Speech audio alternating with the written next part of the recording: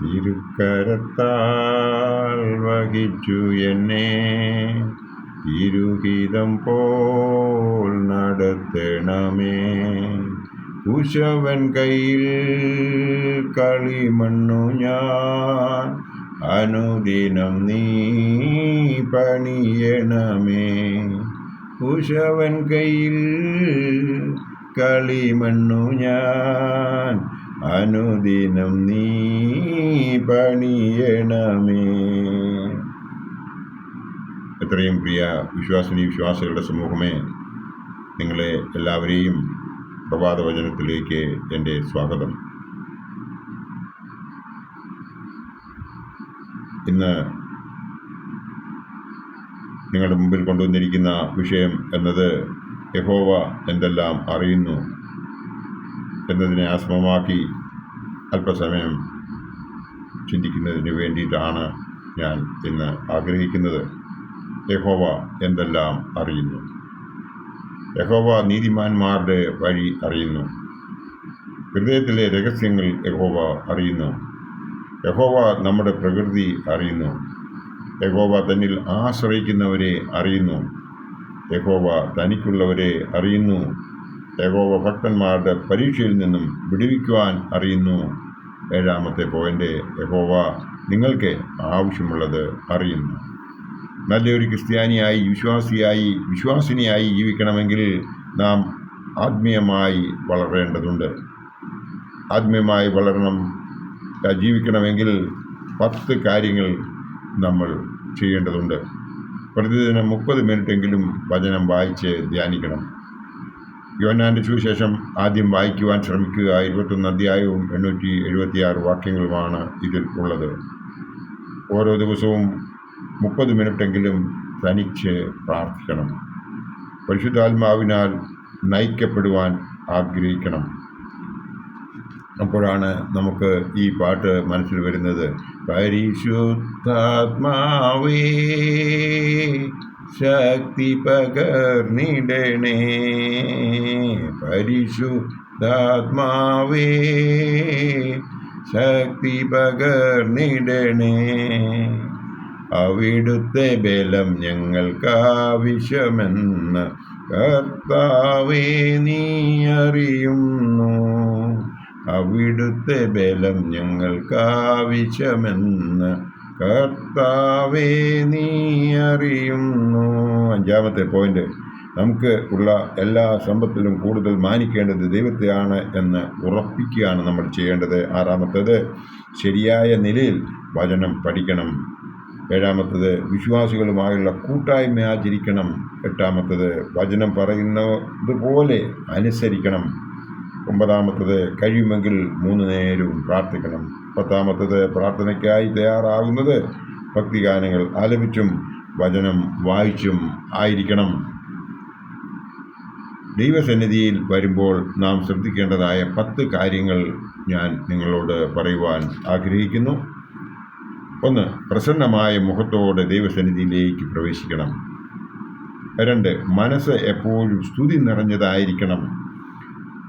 അപ്പോൾ നമുക്കിങ്ങനൊരു മനസ്സിലൊരു ചിന്ത വരും. സ്തുതിച്ചിടുന്നേ, ഞങ്ങൾ സ്തുതിച്ചിടുന്നേ, സ്തോത്രം പാടി പുകഴ്ത്തിടുന്നേ, സ്തുതിച്ചിടുന്നേ, ഞങ്ങൾ സ്തുതിച്ചിടുന്നേ, സ്തോത്രം പാടി പുകഴ്ത്തിടുന്നേ.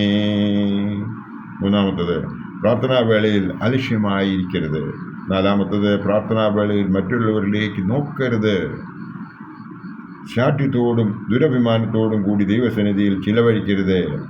ശാന്തമായി വിനയത്തോടുകൂടി ദൈവസന്നിധിയിൽ ഇരിക്കണം. മുറിപ്പെടുത്തുന്ന തരത്തിൽ ആരോടെങ്കിലും സംസാരിച്ചിട്ടുണ്ടെങ്കിൽ ദൈവസന്നിധിയിൽ ക്ഷമ ചോദിക്കുക. അതോടൊപ്പം അവരെ ചെന്ന് കണ്ട് നിരപ്പാക്കുക. താഴാഴ്മയുള്ളവനാണ് ഉയരത്തിൽ എത്താൻ സാധിക്കുന്നത് എന്നത് തിരിച്ചറിയുകയാണ് വേണ്ടത്. 9-ാമത്തെ പോയിന്റ്, സഭ കർത്താവിൻ്റേത് ആണ് എന്ന ചിന്തയിൽ ദൈവസന്നിധിയിൽ വരിക. 10-ാമത്തേത്, സഭ ജീവിതത്തിലെ സന്തോഷത്തിന് തകർച്ച വരുന്നതൊന്നും ഒരിക്കലും ഞാൻ ചെയ്യുകയില്ല എന്ന് ദൈവസന്നിധിയിൽ തീരുമാനിക്കുന്നവനായിരിക്കണം. ഇനി 10 പോയിന്റ് മനസ്സിൽ വിചാരിച്ചുകൊണ്ട് മാത്രമേ ദൈവസന്നിധിയിലേക്ക് കടന്നു വരാവൂ. ആത്മീയമായി എങ്ങനെ വളരണം, ജീവിക്കണം എന്നത് തിരിച്ചറിയുകയും ദൈവസന്നിധിയിൽ വരുമ്പോൾ നാം ശ്രദ്ധിക്കേണ്ടതായ കാര്യങ്ങൾ മനസ്സിൽ സംഗ്രഹിക്കുകയും അതോടൊപ്പം ദൈവം അതെല്ലാം അറിയുന്നു എന്നത് മനസ്സിലാക്കുകയും ചെയ്യുമ്പോഴാണ് നാം യഥാർത്ഥ വിശ്വാസി അഥവാ വിശ്വാസിനി ആയിത്തീരുന്നത്. ദൈവം എന്തെല്ലാം കാര്യങ്ങളാണ് അറിയുന്നത് എന്നത് നമുക്ക് തിരുവചനത്തിലൂടെ ഒന്ന് നോക്കാം. യഹോവ നീതിമാന്മാരുടെ വഴി അറിയുന്നു. യഹോവ നീതിമാന്മാരുടെ വഴി അറിയുന്നു. അതായത് 1-ാം സങ്കീർത്തനം 6-ാം വാക്യത്തിൽ ഇപ്രകാരം പറയുന്നു: യഹോവ നീതിമാന്മാരുടെ വഴി അറിയുന്നു, ദുഷ്ടന്മാരുടെ വഴിയോ നാശകരം ആകുന്നു. അത് തിരിച്ചറിഞ്ഞാൽ മാത്രം മതിയല്ലോ. യഹോവ നീതിമാന്മാരുടെ വഴി അറിയുന്നു, ദുഷ്ടന്മാരുടെ വഴിയോ അത് നാശകരം ആകുന്നു. 2-ാമത്തെ പോയിന്റ്, ഹൃദയത്തിലെ രഹസ്യങ്ങൾ യഹോവ അറിയുന്നു. 44-ാം സങ്കീർത്തനം 21-ാം വാക്യത്തിൽ ഇപ്രകാരം പറയുന്നു: ദൈവം അത് ശോധന ചെയ്യാതിരിക്കുമോ? അവൻ ഹൃദയത്തിലെ രഹസ്യങ്ങളെ അറിയുന്നുവല്ലോ. ഇതാണ് നാം ഇവിടെ മനസ്സിലാക്കേണ്ടത്. ഹൃദയങ്ങളെ, രഹസ്യങ്ങളെ, നമ്മുടെ ആന്തരികേന്ദ്രിയങ്ങളെ തിരിച്ചറിയുന്നവനായ ആ ദൈവത്തിൽ നമ്മൾ സമർപ്പിക്കുകയാണ് വേണ്ടത്. ദൈവം അത് ശോധന ചെയ്യാതിരിക്കുമോ? അവൻ ഹൃദയത്തിലെ രഹസ്യങ്ങളെ അറിയുന്നുവല്ലോ. ഇതാണ് നാം മനസ്സിലാക്കേണ്ടത്. 3-ാമത്തെ പോയിന്റ്, യഹോവ നമ്മുടെ പ്രകൃതി അറിയുന്നു. യഹോവ നമ്മുടെ പ്രകൃതി അറിയുന്നവനാണ് എന്നുള്ളതിന് വേണ്ടിയിട്ട് നമുക്ക് 103-ാം സങ്കീർത്തനം 4-ാം വാക്യമൊന്ന് നോക്കാം. അവൻ നിന്റെ ജീവനെ നാശത്തിൽ നിന്ന് വീണ്ടെടുക്കുന്നു, അവൻ ദയയും കരുണയും നിന്നെ അണിയിക്കുന്നു എന്നാണ് ഇവിടെ പറഞ്ഞിരിക്കുന്നത്. 4-ാമത്തെ പോയിന്റ്, യഹോവ തന്നിൽ ആശ്രയിക്കുന്നവരെ അറിയുന്നു. യഹോവ തന്നിൽ ആശ്രയിക്കുന്നവരെ അറിയുന്നു. നഹൂം പ്രവാചകൻ തൻ്റെ പുസ്തകത്തിൽ 1-ാം അധ്യായം 7-ാം വാക്യത്തിൽ പ്രകാരം പറയുന്നു: യഹോവ നല്ലവനും കഷ്ടദിവസത്തിൽ ശരണവുമാകുന്നു. തങ്കിൽ ആശ്രയിക്കുന്നവരെ അവൻ അറിയുന്നു. അതായത് യഹോവ തന്നിൽ ആശ്രയിക്കുന്നവരെ അറിയുന്നുണ്ട്. അതുകൊണ്ട് നാം എപ്പോഴും നമ്മളെ തന്നെ അവൻ്റെ കൃപാദത്തിൽ സമർപ്പിക്കുന്നുവെങ്കിൽ അവൻ നമ്മളെ അറിയുകയും നമ്മുടെ വിഷമങ്ങളെയും പ്രയാസങ്ങളെയും അവൻ തിരിച്ചറിയുകയും ചെയ്ത് നമ്മളെ അനുഗ്രഹിക്കുമെന്നുള്ളതിന് യാതൊരു സംശയവുമില്ല. യഹോവ തനിക്കുള്ളവരെ അറിയുന്നു. അടുത്ത പോയിന്റാണ്, യഹോവ തനിക്കുള്ളവരെ അറിയുന്നു. 2 തീമോഥെയോസ് 2-ാം അധ്യായം 19-ാം വാക്യത്തിൽ ഇപ്രകാരം പറയുന്നു: എങ്കിലും ദൈവത്തിൻ്റെ സ്ഥിരമായ അടിസ്ഥാനം നിലനിൽക്കുന്നു. കർത്താവ് തനിക്കുള്ളവരെ അറിയുന്നുവെന്നും കർത്താവിൻ്റെ നാമം ഉച്ചരിക്കുന്നവൻ എല്ലാം അനീതി വിട്ടകന്നു കൊള്ളട്ടെ എന്നും ആകുന്നു അതിൻ്റെ മുദ്ര. ഇവിടെ പരിശുദ്ധനായ പൗലോസ് ശ്ലീഹ തീമോഥെയോസിൻ്റെ മേൽ ഉള്ള വിശ്വാസം എടുത്ത് കാണിക്കുകയാണ് ചെയ്യുന്നത്. പശ്ചാത്തലമെന്ന് പറയുന്നത് വേദവിപരീതികളായ ഹുമനയോസിനെ കുറിച്ചും ഫിലേത്തോസിനെ കുറിച്ചും എടുത്തു പറയുന്നതായിട്ട് നമുക്ക് ഇവിടെ കാണുവാൻ സാധിക്കും. അവരെ പോലെ ആകരുത് എന്നും തീമോഥെയോസിനോട് പരിശുദ്ധനായ പൗലോസ് ശ്ലീഹ പറയുകയാണ്. എന്താണ് മനസ്സിലാക്കേണ്ടത് എന്നത് എടുത്തു പറയുന്നതിനായിട്ട് ഈ ഭാഗം നമുക്ക് മനസ്സിലാക്കുവാൻ സാധിക്കും. അടുത്ത പോയിന്റ്, ദൈവം പരീക്ഷയിൽ അകപ്പെടുന്ന ഭക്തന്മാരെ വിടുവിക്കുവാൻ അറിയുന്നു എന്നതാണ്.